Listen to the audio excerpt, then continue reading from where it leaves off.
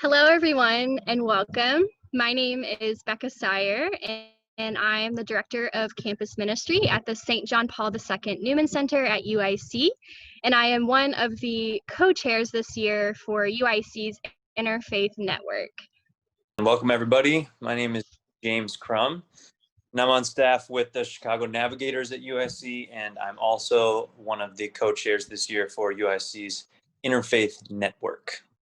We are so incredibly excited for our interfaith panel discussion on the topic of faith and politics. So at this time, we'd like to introduce our student MCs who will be interviewing our panelists for this event. First, we have Ella Ramos.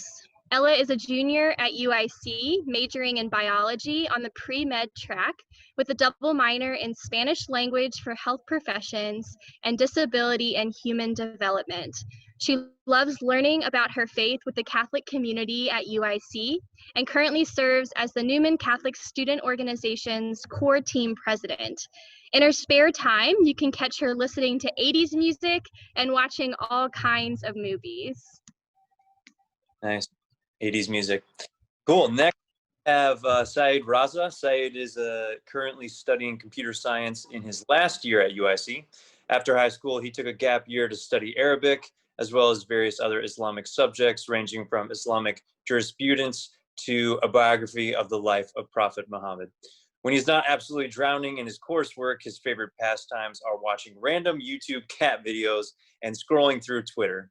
Aren't we all? He also enjoys reading books, so if anyone has any recommendations, feel free to share them with him. So please join us in welcoming Ella and Syed. Thanks, James, and welcome everyone to Faith and Politics, an interfaith panel discussion. We have some incredible panelists here with us today, so we cannot wait for you all to hear their stories and words of wisdom, and to give you a chance to ask them some questions about this very important and relevant topic. Now, before we begin with the introductions, just to let everybody know, if you have any questions, please drop them in the Q&A section at the bottom of your screen, and we'll try to get through them as best as possible. So our first panelist is Imam Dawud Walid. Imam Dawud is currently the Executive Director of Michigan's chapter of the Council on American-Islamic Relations. He's also a member of the Michigan Muslim Community Council Imams Committee and a senior fellow at Auburn Seminary based in New York. Imam Walid has studied under qualified scholars in disciplines of Arabic grammar and morphology, foundations of Islamic jurisprudence, and sciences of the exegesis of the Qur'an. He is the author of several books, including the 2014 book, Qur'an in Conversation, and he also was a political blogger for the Detroit News from January 2014 to January 2016. Imam Walid has lectured at over 100 institutions of higher learning in North America, Great Britain, and West Africa about Islam and social justice, and has also been interviewed and quoted in approximately 150 media outlets ranging from the New York Times, Wall Street Journal, National Public Radio, CNN, BBC, Fox News, and Al-Jazeera. So the list goes on. Imam Walid was a 2011-2012 fellow of the University of Southern California American Muslim Civil Leadership Institute and a 2014-2015 fellow of the Wayne State Law School Detroit Action Equity Lab. He has also received awards of recognition from the city councils of Detroit and Hamtramck and from the Mayor of Lansing, as well as a number of other religious and community organizations. Welcome, Imam Dawud Walid. Our second panelist is Mara Wolkoff. Mara is currently the manager of youth engagement at the Jewish Council on Urban Affairs. She comes from a background of electoral organizing and organizing around house justice, and now runs a community organizing internship training program for high school students and one for college students. She loves working with the youth to understand their own unique power in creating change in our communities and doing it all Jewishly. Thanks for being here, Mara. Our third panelist is Jacob Greenstein. He was born and raised in Sacramento in both a household and a city full of integrated diversity. Jacob has been curating the necessary skills and passion for intercultural and interfaith work from a young age. As a young adult, Jacob put these skills to their biggest test yet in Texas, where he earned his bachelor's in international politics from Texas Christian University. In Texas, Jacob had firsthand experiences with ethnic and religious prejudice and segregation, pushing him to dedicate his undergrad career to improving his campus and community to be more accepting and understanding of all people. In honor of all of his work, he received the TCU Religious Life Leadership Award for leading his community to mutual appreciation and understanding. Since graduating, Jacob has worked with and for several political and interfaith groups, including the United Religions Initiative, California Interfaith Power and Light, and the state capitol, to name a few. He currently serves the California Medical Association as their communications specialist, where he manages many of their public affairs efforts and is involved in multiple community efforts to turn the tides towards equity and understanding while giving people a seat at the table. Thanks for being here with us, Jacob. And our fourth and final panelist is Dr. Dick Simpson. Dr. Simpson has uniquely combined a distinguished academic career with public service in government. He is a former Chicago alderman and candidate for U.S. Congress. He has published widely, been an outstanding teacher, and affected public policy. He began his academic career at the University of Illinois at Chicago in 1967, where he has taught for 50 years. At UIC, he has received the highest awards given for teaching, as well as the American Political Science Association and Pi Sigma Alpha National Award for Outstanding Teaching. He is a former department head from 2006 to 2012, a previous director of the department's Preparing Future Faculty program, and currently a professor of political science at UIC. Welcome, Dr. Simpson. The first question is more of a setting the foundation and for the members to get to know you guys. So maybe we can start off with hearing about how were you guys inspired to get more involved in politics? Oh, thank you very much for inviting us on, and I'll be very brief. I think the moment for me was as a teenager, and when the beating of Rodney King took place in the early 90s, and what happened with those police officers being acquitted, and the whole judicial proceedings and the political fallout that was taking place around that kind of I don't want to use the word radicalized, but it basically incited me that I need to care about what's going on here in the political system. So it's probably, that was my moment as a teenager, was the Rodney King beating and the trial.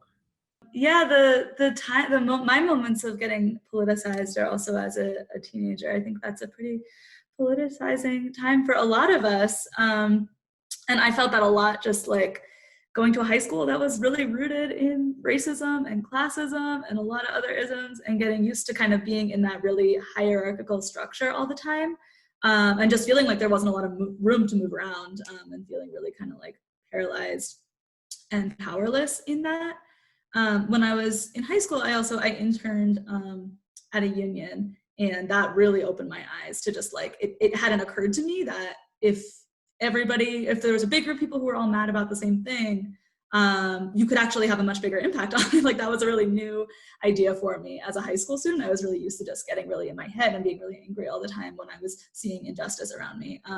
So that was a big moment for me, of just realizing, like, when a lot of people come together, you can go on strike, you can talk to people who are higher up than you in the social or political hierarchy, and you can actually have a bigger change in your community. So that was one thing. The other thing that just was coming to mind, just in the context of this being faith-based, is that a big thing that really moved me to get involved with politics is that I grew up in a pretty progressive Jewish community.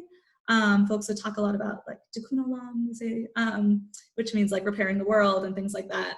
So I was hearing people talk about that a lot, but it also felt like I wasn't seeing a lot of action happening from my community, from a Jewish place. At least people might be active individually, but it didn't feel like there was like a cohesive movement where I grew up. And so like, as I was starting to understand the importance of like what happens when people can all come together, that felt like just a really big gap and lacking, and seeing, it just made me wonder a lot, like what could happen if my community could come together in really strategic and specific ways, and like actually have more power, and what would that feel like? So I think it was around that time that I started feeling that as well. Thank you all for having me, and thank you all for being here. I think my story with getting political starts with actually more than anything being an activist and learning the values of what my community and my early influencers had in my life. I would say that from a very young age, from the time I was in elementary school, I had early influencers and people that I would consider mentors at the time, which, I mean, yeah, that's all hindsight, because when you're 10 years old, you don't think about a person as a mentor necessarily, but they really taught to me ways that were important for community engagement and involvement, and respect for diversity and differences, and elevating and celebrating that. So I took those teachings subconsciously into my future from there. And I think the moment that I really realized that I needed to be political and not just be active in my communities by having these discussions was when I was in high school as well. And I remember I took a government class when I was in high school, and sitting in the class studying the infrastructures of government, in particular learning about Supreme Court cases, realizing what it meant. Similarly, I think, to what Mara was saying about how much strength comes in organizing with people as a community. And I saw, how can I adapt these values that I've had instilled in me from a very young age about community building and community organizing, but actually take that to a level where I can make substantive policy change, and thus became the birth of working in politics, and have been doing it for my life ever since. My background's probably a little different because I'm ages older than all the other panelists. I started with the civil rights movement back in 1961. I was in college a little later than you guys, and I was not politically active in the earlier years like high school. I did come across, I lived in Texas at the time, so Jacob can relate. I did come across a lot. We were segregated state at the time, and we had all sorts of problems. We were a pretty repressed state. And, you know, when I grew up in college, there were like 200 liberals in the state, and we all knew each other and the entire state. But anyway, from at the same time, I was part of what we created was the stand-in movement that integrated the theaters, along with the sit-in movement that was already started that integrated the restaurants in Austin, Texas. And it wasn't very friendly, and we had beer bottles thrown at us, death threats, and those kinds of things. Texas wasn't very welcoming to the idea of civil rights in the 60s. Not sure it is today, but it's getting better. At the same time, I was part of a group called the Christian Faith and Life Community as a student. And we lived together in a single, what used to be a motel, and studied modern theology at the time in the 60s. And that also meant that it would be what we would call today liberation theology that was just beginning to be created by the 60s. And that led me from the civil rights movement into studying African politics, going to Africa for my dissertation. And when I came back, I went to meetings related to the McCarthy for President campaign in 67, 68. And I told them they were doing it all wrong. And so they made me 5th Congressional District campaign manager, and then Illinois State campaign manager for the McCarthy for President campaign. And that's where I began participating in adult politics and learning the true craft of politics, which does require certain skills and backgrounds, as the other panelists have suggested.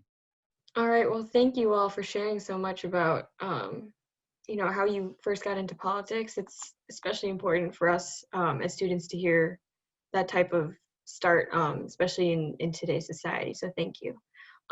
Moving on to the next question, I just wanted to ask, how would you describe the relationship between your faith life or worldview and your political life? So we kind of talked about how it was in the beginning, but how is it now?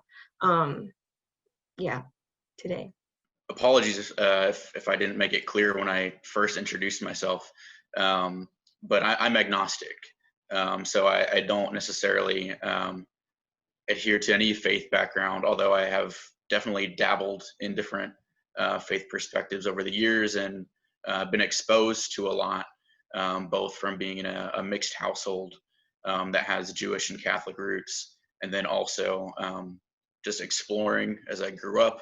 And then to date, I work very closely with the Interfaith Youth Corps and have for the past 8 years.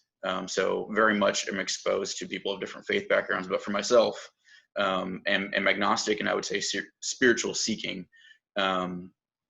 And I think more than anything there, for how does that relate to my political life, is it's on one hand, like you might look at it and think that there's no linkage because I am agnostic, so it might appear that I'm not very involved in a religious space in any way whatsoever. But I would actually argue and say that they're inextricably linked for me because the values and the perspective that I hold around my worldview that I mentioned were developed in my youth and continue to be developed today, very much inform my political life each and every single day surrounding my values for the way that I think we can or should govern and the values that I think policy needs to move towards. There are kind of two guiding pieces that I think about in relation to this. And Dr. Simpson, you might relate to this as well from your time in Africa. But I think when I lean into kind of the humanist side of my spiritual practice or my agnosticism, I think about this African teaching called Ubuntu, which was popularized by Desmond Tutu and Nelson Mandela. And essentially, it translates into English as "I am because we are." And I think about that as a motivator for my political life because it calls me to think about my individual life and my interests being linked to those of my neighbors in my community, and making sure that I can only be as healthy as well as they are. So it really ensures that I look after those who are around me as well. I might comment. I wrote a book called The Politics of Compassion and Transformation.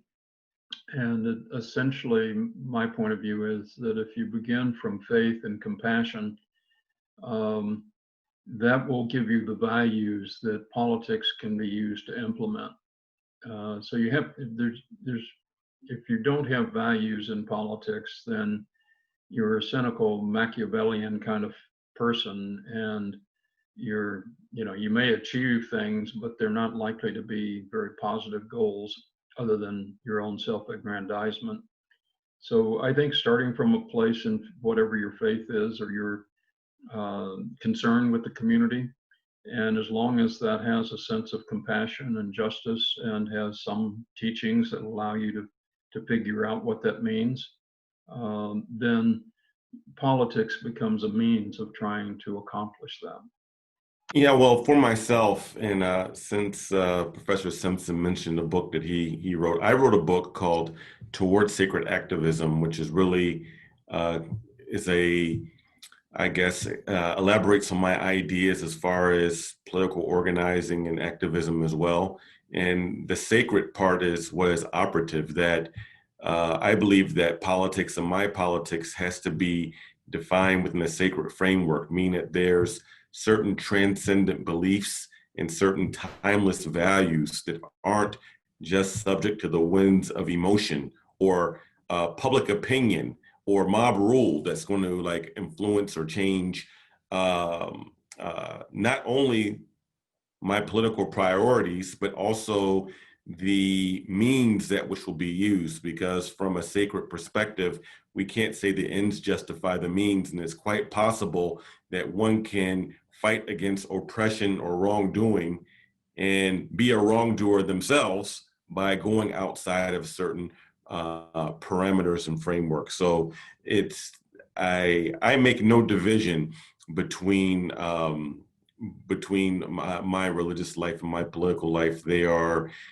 connected, one and the same. And as a matter of fact, in the Holy Qur'an, God says that for every atom's weight of good shall be seen, meaning on the day of judgment, and every atom's weight of bad will be seen, which means that even regarding my politics, who I vote for, how I organize, I'm going to be questioned about every single little thing once the day of resurrection comes. So this is my belief and what guides my my organizing and activism in political spaces. I haven't written any books, but I am a community organizer at a Jewish organization, so I think about this a lot, the kind of the intersection of these pieces. Yeah, like the Jewish and the political. And there's a few things that come up when I think about it. The first one is just that it feels really grounding to be organizing within a community that feels like your own, kind of like whatever identity that may be, that really calls to you to organize with. It feels like my work, right, to get my own people, the Jewish people, on board with issues of racial and economic justice, and kind of to stand up for their values before I'm going out and pushing other communities to do that. Like I have to do that kind of sacred, holy work of bringing our people along with us. So that's one thing. Another thing is that, you know, I feel like I've spent a lot of time myself just looking for a Jewish community that can kind of lift up my values in a lot of different ways, and in kind of like that faith-based organizing. Not only can I find that, but you get to be part of I get to be part of creating that Jewish community that I want to be in. I've been looking for, and that's really beautiful. And I think that kind of working within your faith just can do really amazing community building work in ways that I haven't always seen in other political or organizing groups. And it's something that organizing really desperately needs, right? Because working in politics, in community organizing, is really just long, hard work. And sometimes victories might not come for years and years. And so you really need a community that you know can support you, that's like behind you, in front of you, next to you, to keep you in it for the long haul. And I think a lot of religions even have in their rituals kind of embedded pieces that prevent burnout, which I think is really beautiful. Like I really love thinking about and using Shabbat, which is like the Jewish day of rest, of like just really sacred time to kind of get yourself. I think of it as living in the world as it could be, when as organizers we're working other 6 days of the week to create that world. We kind of get to take a step back and live in it. And I think it can do a lot to prevent burnout from folks working in the justice field. And then the final thing is just organizing faith communities is an amazing strategic opportunity, which nobody else has quite said yet. But you know, here we have folks who are gathering, usually, maybe not so much this year, but usually we're gathering every week, or multiple times a week, or multiple times a day, folks who we know have similar value structures as us, but might be acting on those differently, or not acting on them at all in their everyday life. And I think it's just an amazing opportunity to talk to a huge group of people at once, and help them act on all of our shared values. Thank you, everybody. I think that covers a good general perspective of how they intersect, or if they're the same. Now, the next question we'd like to ask is, can you guys think of a specific instance where your faith or worldview and then the political life intersected? What happened? What was it like? Was it in the intersection of the same views, differing views, or any sort of intersection? I'd like to take an example that's happening right this moment. I am now a retired minister, but I'm part of the Wellington Avenue United Church of Christ on the north side of Chicago. We just sold our building. And because we sold our building, we are distributing $250,000 as a tithe to feed the hungry and to house the homeless and to support political action groups on immigration and other kinds of issues. At the same time, we do meet weekly, as Mara was suggesting, and so every week our outreach committee suggests another action that we can take. So just to do some of the ones we've been doing this last month, we first of all promoted the census. We promoted getting people registered and to do mail-in ballots. We promoted on the ballot the fair tax, or the graduated income tax vote in Illinois. We have been supporting a Muslim immigrant family. And we have we were the second church in North America and United States to be a sanctuary church. And when we did that, which was now decades ago, there was a reasonably high chance we would, and those of us who were in the church leadership, both lay and ordained, could have been arrested by the government and put in jail for doing that. It was quite clearly a crime.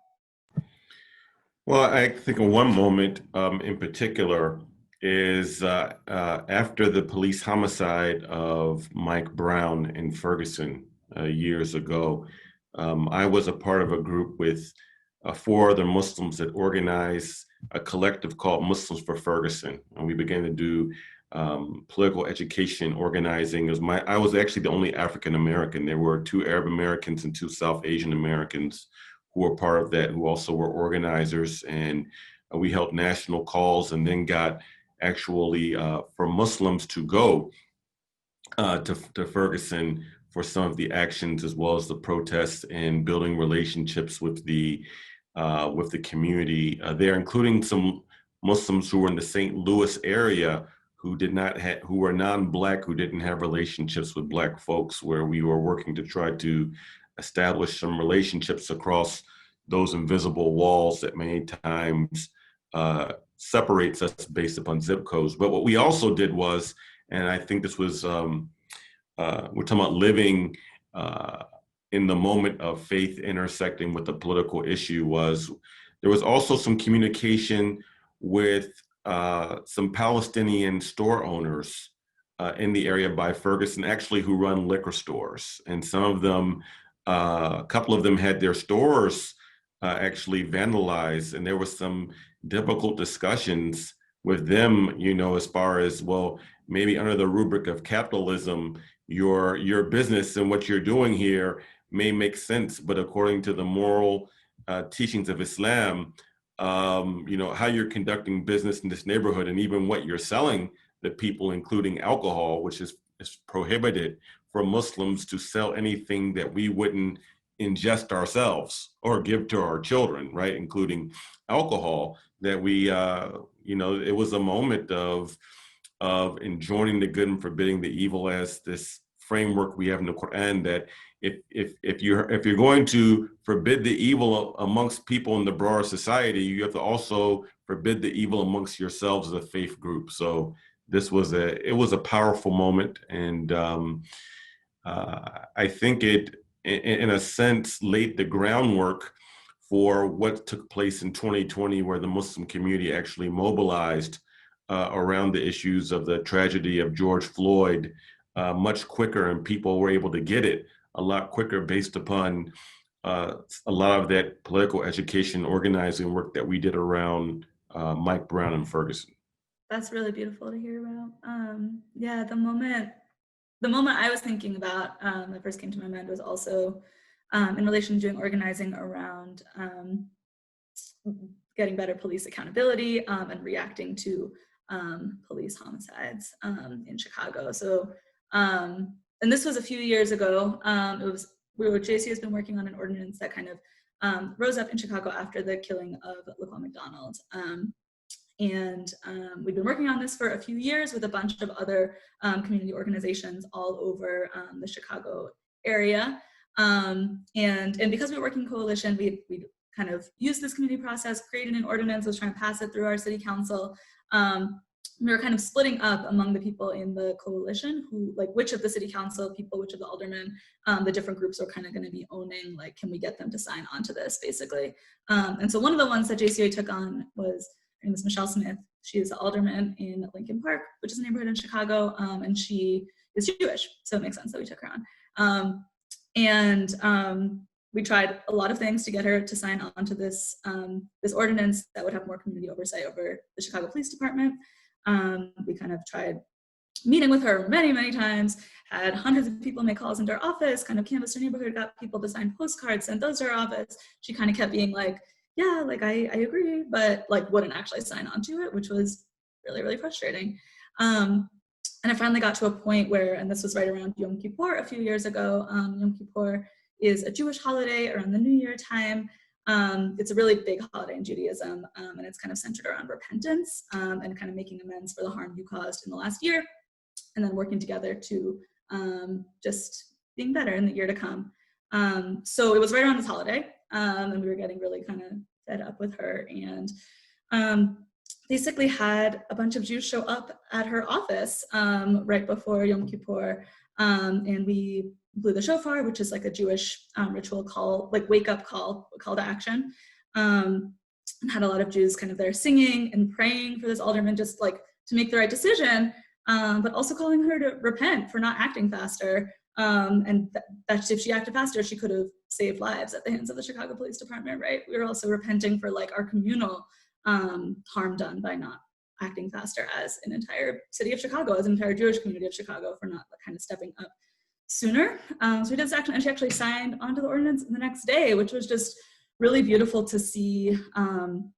Not only just like a lot of Jews coming together to really like show up for racial justice in Chicago, but also, and like doing it kind of unapologetically beautifully was just like an amazing thing to be part of, and just very grounding and energizing to see that like kind of, and I think this is what some folks were talking about, Dawud and Dick, when you were talking about like the intersection of like faith and politics, of just like, if we really hit those like communal values, like then people have to act. And so that was really beautiful to see in action.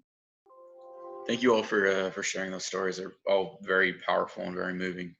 For myself, I think similarly to how I answered the previous question, I don't necessarily think about one instance in which this happens, because I think my faith worldview background and my political background and activism are inextricably linked, like I said. So it's an everyday experience for me.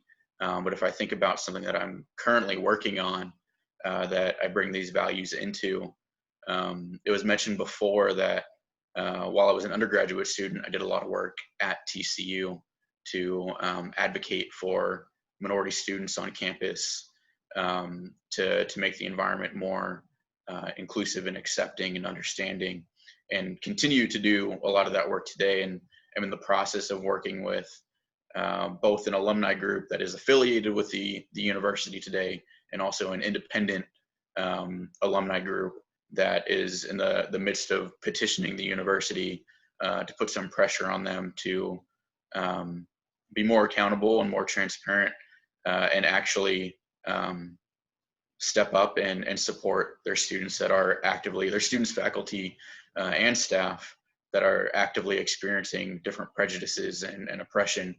And for me, it's a powerful experience, I think, always to be with people who are doing this work and doing it out of a value-centric approach. And from an individual perspective, I think that's when I feel most true to who I am and what my purpose in my life is when I'm doing both of those things in sync. Then it makes me feel like I'm living my life in a meaningful way and doing things that are important. Thank you all for sharing.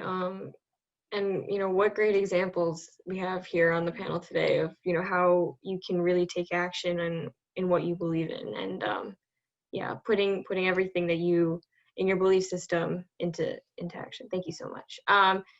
So the next question is, what advice would you give to current students who are interested in becoming more civically engaged? I think one of the things, the first is nearly all of us who've studied theology or the like know about action reflection.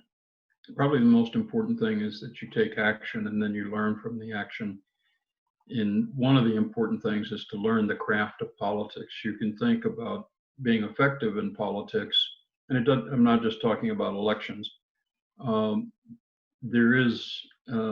It's like being a carpenter or a plumber. You wouldn't ask someone to come in and build you a house if they've never hit a nail before and they're trying to figure it out. We can't ask any of you to be effective if you've never been in the political arena and you've never had the chance to learn the skills. It makes it, having won and lost elections, I can tell you it makes a lot of difference if you know what you're doing or you don't. And the same would be true of movements like when we got the faculty union at UIC, or when we have tried to pass laws in the city council or the county or the US Congress.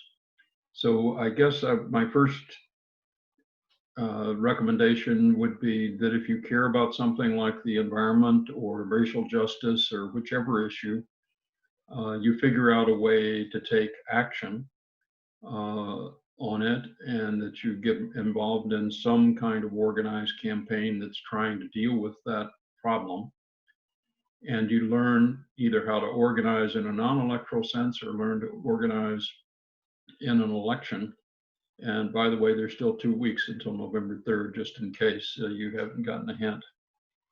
I have something similar to say.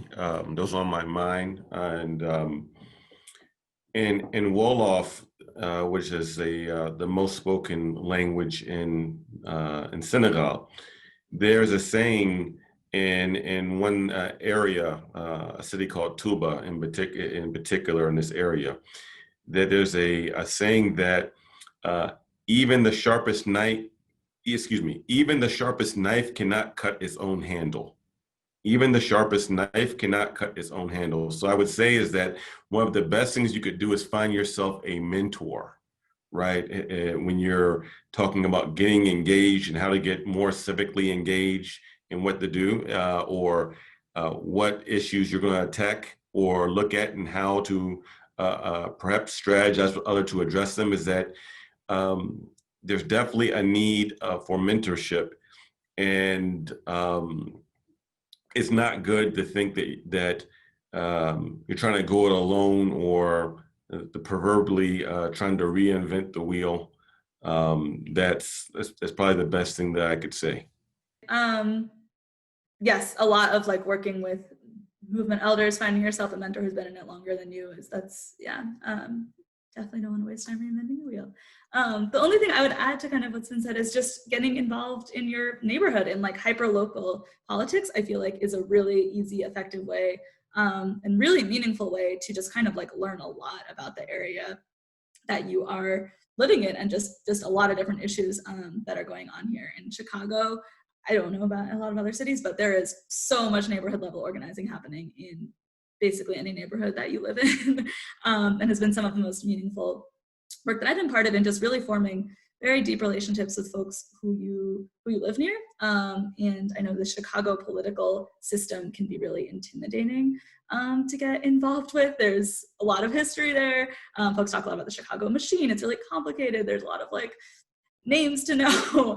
And I just feel like you learn that really, really quickly, getting involved at the neighborhood level, and all the kind of like scrappiness happening all over the city, and all kinds of fights for housing justice, for economic justice, just so many different things. And I'll give you the tools to combat this in Chicago for sure. And then also, just because it's election season, I would say just research your ballot a lot. And you'll learn a lot about the different issues folks are fighting for, even just by kind of researching the parts that a lot of people kind of skip over, like not just president, but looking into the ballot questions. There's, in Illinois, as Dick Simpson brought up, a really important ballot question, the fair tax that is on folks' ballots. You can learn tons about Illinois politics just through looking into that a little bit. And even researching judges and like seeing how they are responding to folks in your city, I think can really help bring you into the political world. Those are fantastic tips, and to the Imam and Dr. Simpson, I think the visualizations that you both presented were really beautiful in my mind, to make me think about this, and hopefully for the audience as well, regarding the knife's handle and not hiring an unskilled carpenter. That one really struck me, I think, because it was along the lines of the same thought process that I had. Because what I would say to anyone, if I can add anything without being redundant here, is that you just need to go out and do it. There's no amount of effort that is going to be too small. It's just important that you start, and it's important that you start learning your skills and how you want to be active and political. I think there's been a lot of conversation, at least in the circles that I'm a part of right now, to talk to people and teach them that leadership and activism has many forms. And you might not be the person who wants to be on a podium with a microphone or something like that, but maybe you're someone who is a skilled writer, or maybe you're an illustrator, or something like that. And there's always going to be a way that you can find a lane for your talents and skills that you can combine with the activism that you want to do. So for example, I'm a communication specialist by trade, so I do a lot of writing. And what I was mentioning in the last question, is I'm working on this petition, and my work isn't necessarily on this level of where the petition is right now, but I drafted the petition, edited the petition, I did all the writing pieces to it, right? And I think that there's a way that if you're someone who's interested in being active, you find issues that you're passionate about, and then find a way to match your skills to those issues, and just get out and start doing it. Learn, meet people, and like I said, no piece is too small. Thank you for that advice.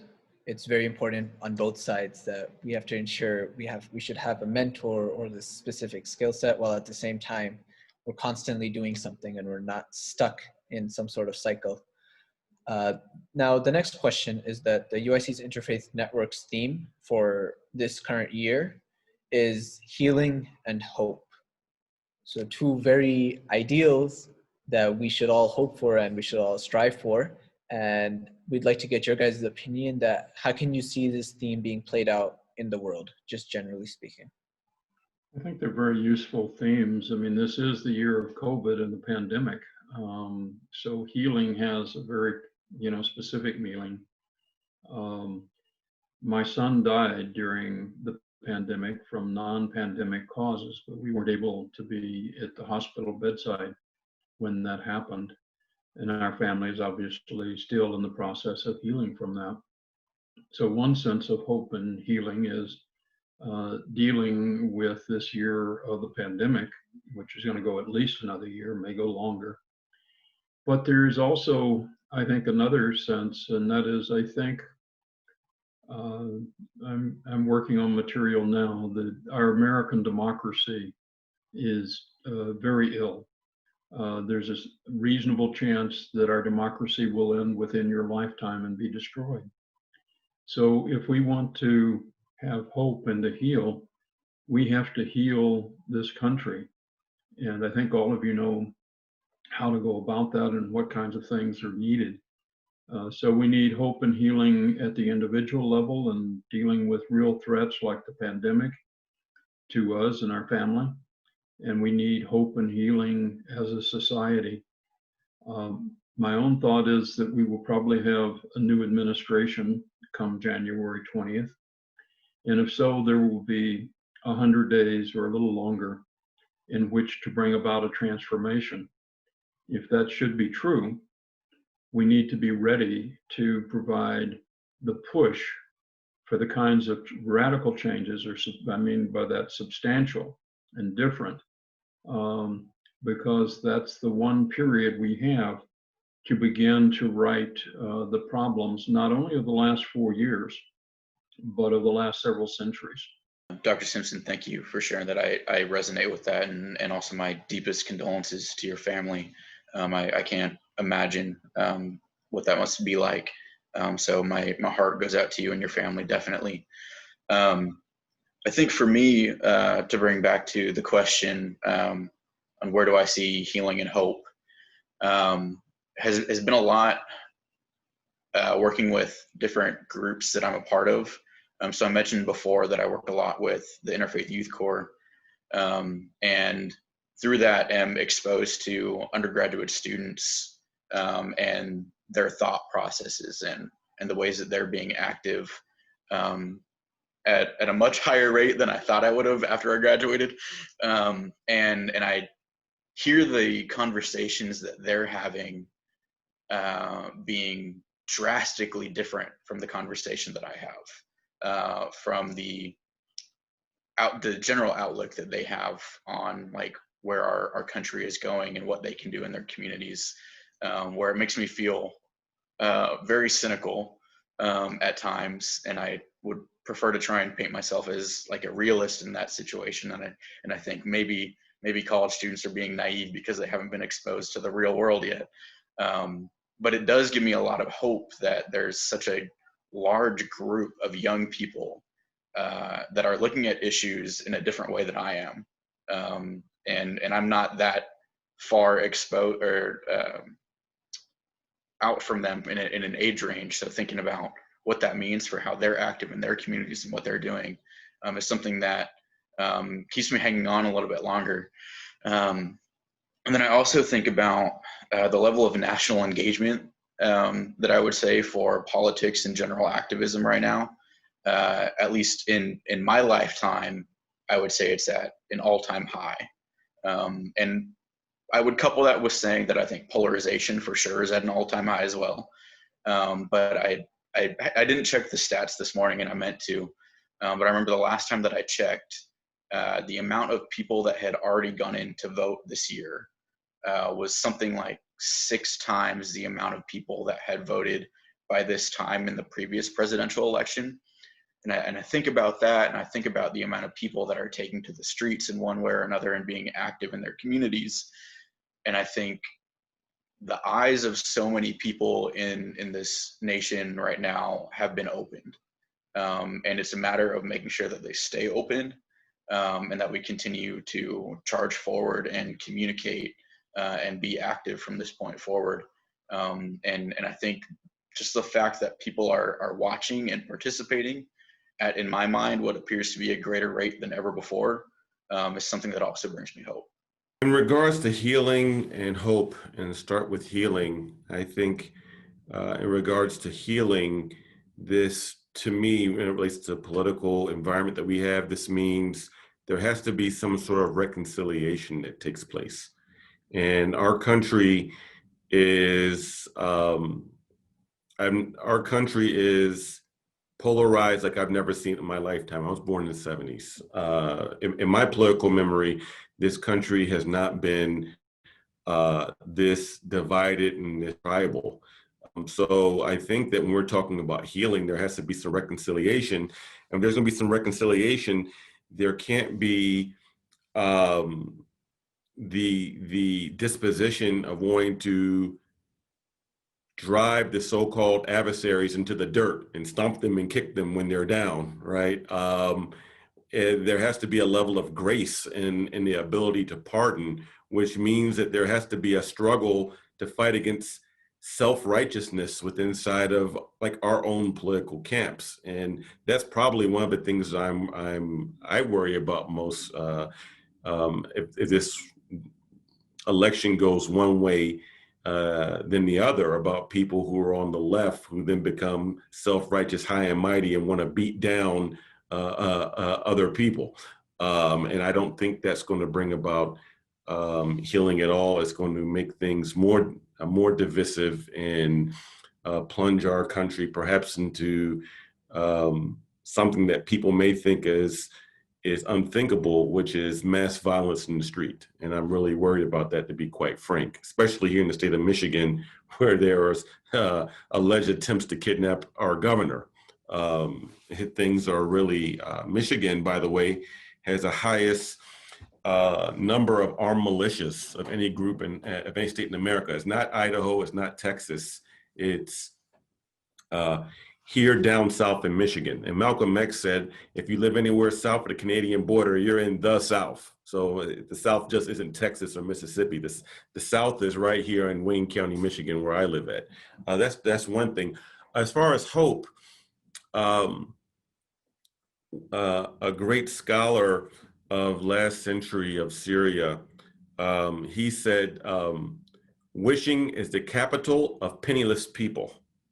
Wishing is the capital of penniless people. So the difference between wishing and hope is that you just wish that something's going to come about, but you don't put forth the sweat equity. When you actually hope, you actually have an aspiration, you do hard work, and then you leave the results in the hands of the Creator. You leave the results with God, because we're not the ultimate determinant of outcomes, but we have hope that if we aspire to do the right thing and we put forth real sincere sweat equity and steady, consistent work, then God will reward our sincere intentions with our sincere efforts. It's a hard question, because it's hard to feel like a lot of hope in this world right now, honestly. And I think a lot of the healing comes with kind of, I just feel like a lot of us are so much in this place. We're in our homes. We're not in community in the way that we're used to being in community. There's a very little trust that our government will do much to help folks right now, if anything, make things worse. And it feels really, really powerless and isolating. And I think a lot of the healing that I'm finding is coming through through just creating these really resilient communities that I think a lot of the communities that folks here are part of on this panel, and other religious communities, as well as not religious communities, are so able to create when we kind of keep coming back to this theme of like collective power, but just like we are literally isolated, but like starting to feel like we are like all in this together, I think can do a lot to create resilience in our communities. And I feel hope in kind of similar to what Jacob was talking about, is we just are living in a completely new political consciousness.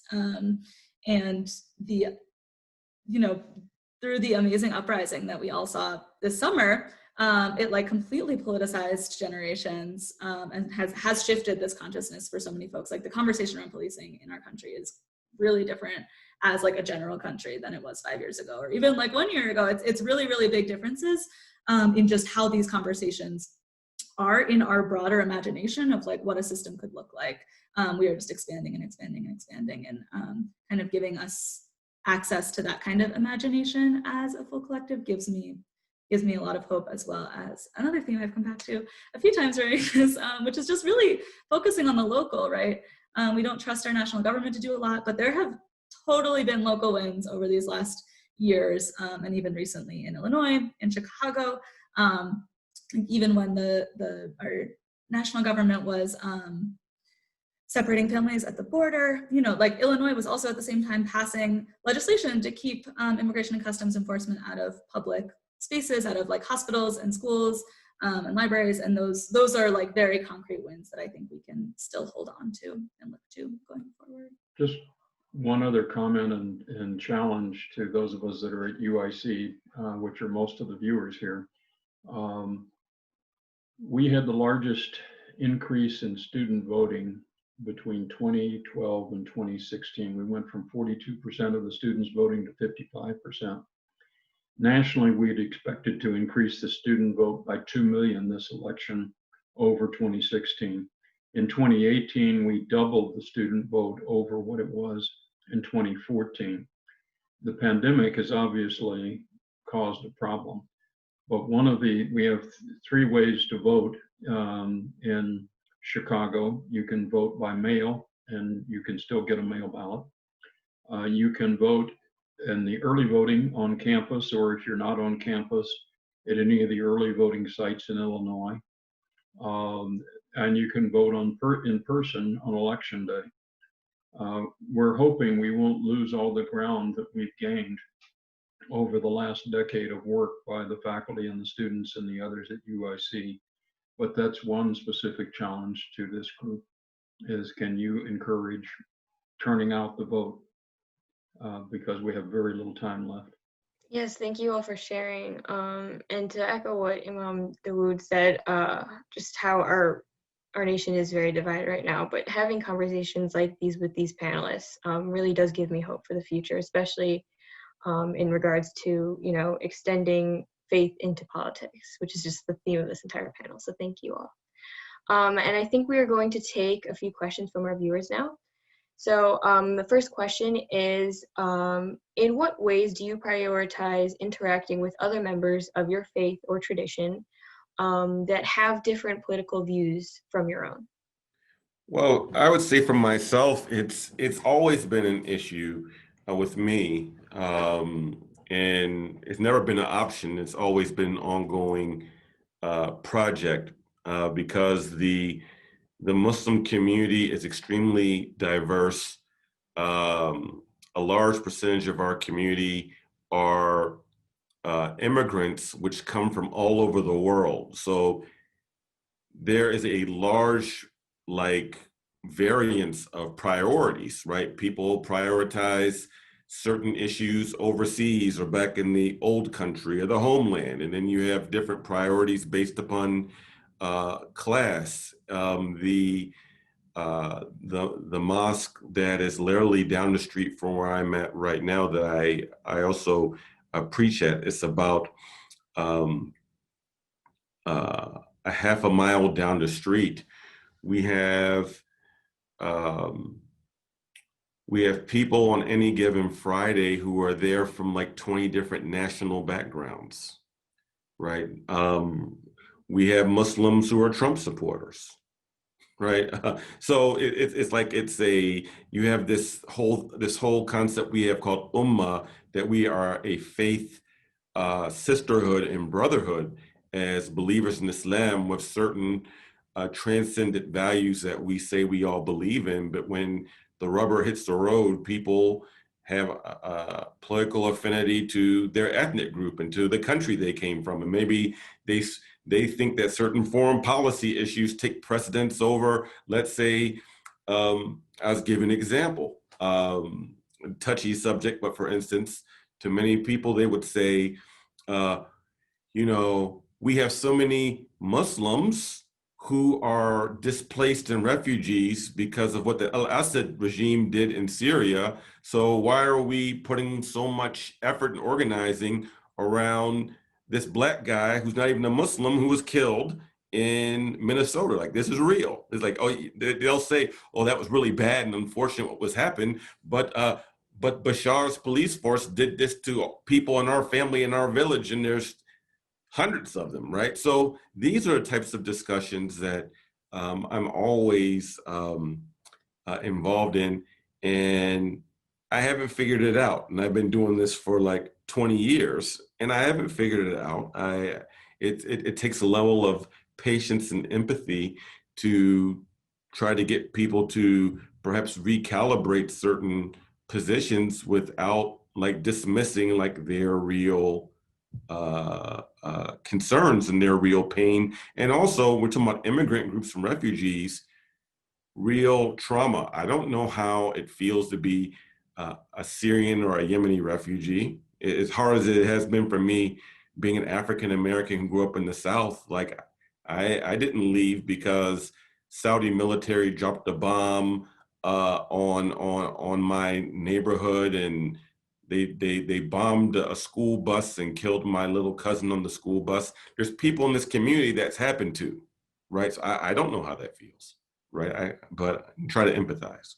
Two things I can think of is, so in one level, say if you're all talking to Christians or to Jews or to Muslims or whatever faith group you may be, you may not be able to get agreement on every issue. Say like immigration is one that might well be divisive. There are a lot of others that are. But you can probably get agreement of that we should take care of the homeless and the hungry. That's probably a level which everybody in your faith community will agree to. So maybe you can get them to work on that issue together. But where there is difference, it's a well-kept secret, but you don't need a majority to govern in this country. All you have to have is, for instance, in an election, 50% plus one who voted on that day. So often it's getting people mobilized and off their ass instead of having to convert everybody to a particular political point of view. If you could just get everyone of a community of good faith who want to deal with a problem like immigration, which is more sensitive than hunger or homelessness, just get out to vote or get out the organization. In the case of Mara, where you're talking, she was telling how an alderman's view was changed by simply having people out front. And if your community doesn't use the chauffeur, you can still get the people out front. And my rule of thumb, by the way, with aldermen is generally if you can get 20 of their constituents to go meet with them, you can swing them unless it's a really central issue. There's some you can on, certainly not their self-interest, but if they're just getting them to vote yes or no on an issue, probably 20 of their constituents is enough if you can organize them. Reason for that is politicians use a rule of thumb. Hey, if there are 20 people in my office, there are probably 10 times more people who are actually angry about this issue and just aren't here because they can't take time off from work or they didn't get organized or whatever. So there's some tricks to organizing, but one of the great hidden mysteries is you do not need every soul in the country to agree on every policy. you can win if you get your people, and if you can convert a few more, that's even better. But you know, it's still some issues you can, and where you can get unanimity and you can get people to understand each other and come to an agreement, like on homelessness, that's wonderful. Get them to put in the money and save the homeless, which is underfunded, by the way. I think those are the two main points that like come up in the Jewish community also, is like first priority are the folks who agree with us but just aren't with us, like aren't physically here with us yet. So how can we find all of the Jews in the Chicagoland area who have the same values that we are already fighting for?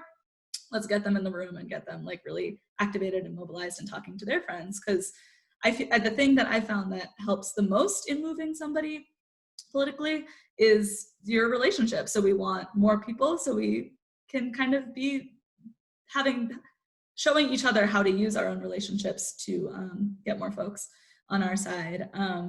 And yeah, there's a lot of really complicated dynamics in the Jewish community, also similar to what you're explaining in the Muslim community about just like, there's big pockets of the Jewish community who just a few generations ago came to the United States from Eastern Europe fleeing anti-Semitism with not a lot, and have risen a lot in their class in the last like 2 generations, and are really scared of losing that. And that really impacts their political views and how they're voting and where they stand on different issues, especially around economic justice. And when we kind of can understand that history and say, that's how my family got to the United States also, and here is why I'm just landing really differently on these issues from you, we can kind of like hit that empathy and really understand that fear, like that you have deep trauma in your family and it is really, really scary to give up what you all have gained. And what are our values? What do our Jewish traditions tell us about what our responsibility is in the world to the folks around us in our communities? I very much agree with, I think, a lot of the different things that I've heard being spoken. Something that kind of guides me that relates to what you were saying, Dr. Simpson, in the way I organize and whatnot as well, is thinking about creating social change isn't about getting everybody on board, it's about getting a critical mass. And that critical mass is different based on the different issues that you're working on, but as soon as you can hit whatever that momentum is needed to have enough people that are speaking about this and being active on it in a particular way, then you can create that change. But I think to come back to maybe the earlier parts of the question that was presented about like engaging with people from different backgrounds and their perspectives and relating that to the social change question. There's a colleague of mine through IFYC who said something not long ago that social change moves at the speed of relationships and relationships move at the speed of trust. So each one of those pieces is influenced by the other. So you can't have a relationship without trust, and then you can't create social change or community change then without having those relationships first. So then I think about that, and that really takes it back to what Mara said over and over again that we've been on here, take it to the local level and like the hyper local level at that. And I think it comes back to the piece that we were saying earlier about advice that we have to just get out and do it, start small, even if you have to start there, just start somewhere. And I think about something I did a couple of years ago, which might not translate as well right now, but I led a community group, a community conversation circle through an organization called Ben Franklin Circles. And the group, I curated myself. So I knew who I was bringing into the room, and I sought them out based on having diverse political perspectives, faith perspectives, economic backgrounds, etc. And the whole purpose of this for me was to bring 10, 12, however many people I could into a room together to start building those relationships. And we didn't have the political conversations right away. We talked about values that were important to us. But by talking about those values and learning about each other, we built trust, we built relationships. And now I have people that are going to be lifelong friends of mine who we might not always see eye to eye on, but we can always call each other and likely bring someone together into our fold to do something that will create social change. Thank you all for your insightful answers. The next question comes from the attendee, and he gives a little bit of context that he's the sole Black LGBTQA+ member at his church, and the church has not been doing as much as he feels they should in terms of activism. So the leadership of the church shut down a social justice seminar that he was setting up, and they didn't necessarily have any comment for the Black Lives Matter movement. And so the main question is, how should we go about talking to faith leaders and other members of our faith communities about being more active and just in general talking about social justice issues? Well, two simple answers would be to get more folks like himself into the church. And the second is, if that isn't possible, to change churches in the same denomination or faith. I'm not saying they should change faith, but he may have to find a congregation that's more accepting. I mean, something I would add is just that I think a lot of movement can happen through relationships, like Jacob was just saying, and through these one-on-one conversations of like really sitting down with the folks in the community who you are in relationship with or who you do have trust with already, and really feeling them on these issues, kind of bringing it to the leaders of your church as a group of folks in the congregation, rather than just like feeling isolated as yourself, would be one thing. And kind of feeling how other people who attend services and seeing how they feel on it. I think folks hopefully would surprise you, hopefully. Yeah, and the other thing I was gonna say is, the other thing is, this is just, I mean, something that I hear a lot in the Jewish community. I think it's might resonate for other faith communities, is that folks are really worried about retaining young people and like what happens to our tradition if young people don't resonate with like what we're throwing down. I think that's really scary for a lot of folks. And I think that a lot of faith communities are gonna lose young people if they're not kind of ready to have those kinds of conversations, at least, even if they're not ready to take a stand. I think a lot of folks are being really politicized right now, and it's going to be hard to keep them if you're just kind of completely avoiding having the conversation in the first place. So I think that's something I also would offer to the leaders of your community, is that like we have to have these conversations if we want to stay in community with each other, even if we feel differently about them. I would echo what Mara was saying at the beginning regarding trying to find who your community members and allies are in your current space. I can't say that I understand your experience, but my heart definitely goes out to you. I can't imagine what that feels like. I did see in the chat just now, and I don't know if whoever presented the question can see that, but maybe looking for allies that are outside of your church as well. I think the person in the chat said that they are a Black LGBTQ member and a pastor within their own church, and they might have some experiences of their own that they'd be willing to share with you. You can at least build some kind of relationship maybe with that person or other people who share similar experiences, and start building out an alternative community where you can find out how you want to move forward and work with your church, or like Dr. Simpson said, maybe seek a new church if that's something that you end up preferring to do in the long term. I have nothing further to add than what Dr. Simpson said. All right, thank you all for sharing. Unfortunately, since we are running out of time, this will be our last question from our viewers, but thank you everyone for asking and sending all your questions to the panelists. So the last question is, what are some particular sacred or spiritual texts and or practices from your tradition that you all draw upon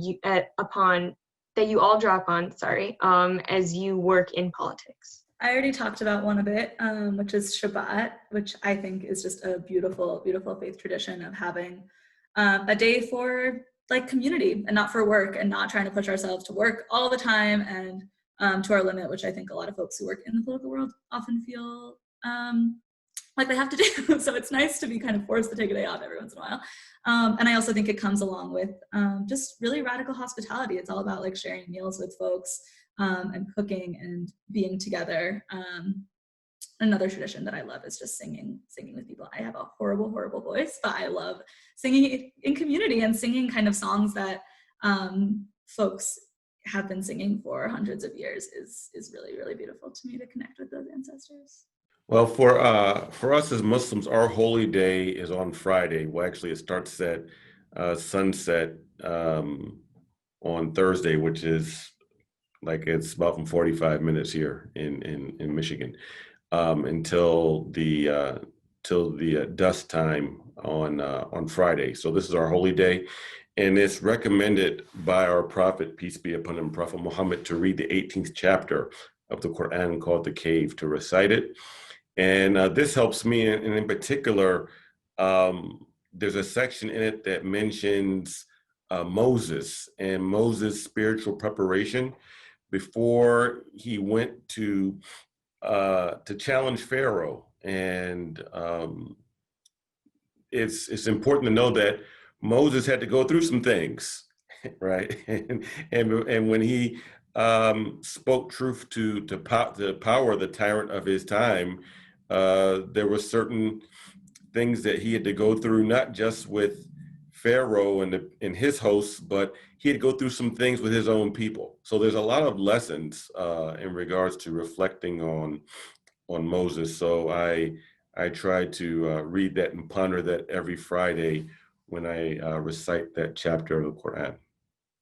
As someone who's agnostic, I don't necessarily have a sacred text or something that I relate to for this, but I think about the work in general and the way that I approach myself as for self-awareness and understanding and the world. And I think about constantly checking in on myself and trying to understand what energizes me and what I need.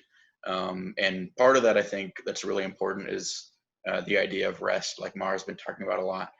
So especially right now, as someone who's like hyper politically aware and active, knowing when I do need to take a break, and probably needing to schedule that into my life and not just letting it happen when it happens. So actually might need to borrow upon these other pieces of faith traditions that I hear that both of the previous speakers have said, to take time to reflect by myself and take time to rest. And then on the other side of that, I think another piece that is so beautiful about being politically active and being in community organizing is focusing on that operative word of community. You build relationships and friendships with so many different people, and sometimes what you need to do is just be able to check out and like be with them and not do the work, just be present, whether that's sharing a meal or right now having a phone call or a Zoom meeting or something like that. Just do something to just be with your people and just be in that moment, in that space. A number of our traditions have prayer, but don't do it very well. And I've been taken with the Eastern tradition of meditation. It's also among Christians and the mystics. And it is both silence and also perhaps making choices in that space, which is what we call prayer in different traditions.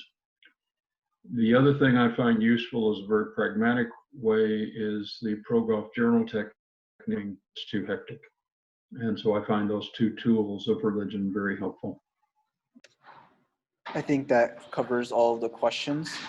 Thank you all, especially for the panelists, for taking the time out to talk with us today, for sharing your stories and experiences, and of course, for sharing some words of wisdom to all of us watching, especially with the elections just around the corner. Yes, and thank you to the UIC Interfaith Network for putting together this event, especially the co-chairs, Becca and James. Be on the lookout for future UIC Interfaith Network events and check out the website go.uic.edu/UIC votes for information on voter engagement. Thank you all for joining us for such an important conversation, and know that this is just the beginning to future conversations and hopefully future civic engagement on our part in both our country and in the world. So thank you again, panelists and everyone watching. We hope you all have a good rest of your night. Goodbye.